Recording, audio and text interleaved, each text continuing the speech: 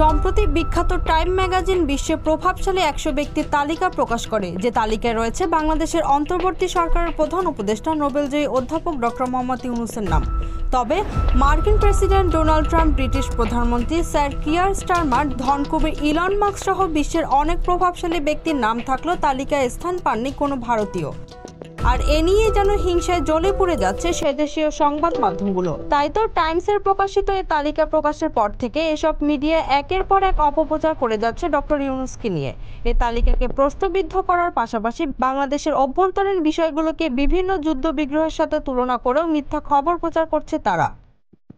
আজগুবি সব তথ্য দিয়ে এসব খবরে বলা হচ্ছে বাংলাদেশের চীন সেনার ঘাঁটি তৈরির প্রতিশ্রুতি দিয়েছে ডক্টর ইউনূস। বাংলাদেশে আরাকান আর্মির সাথে গোপন মিটিং, টেকনাফে আরাকানদের রসদ সরবরাহ করার জন্য লজিস্টিক বেস তৈরি এবং কক্সবাজারে আন্তর্জাতিক ফ্লাইট চালু হওয়ার ঘটনাকে ড্রোন ঘাঁটি তৈরির পরিকল্পনা বলে প্রচার করছে সেদেশীয় সংবাদ মাধ্যমগুলো। শুধু তাই নয়, বাংলাদেশের মানচিত্র বদলে যাচ্ছে বলে উদ্ভট কথা প্রচার করছে তারা। তবে তাদের এসব মন গড়া খবরের সাথে বাংলাদেশের বর্তমান প্রেক্ষাপটের আদতে কোনো মিল নেই।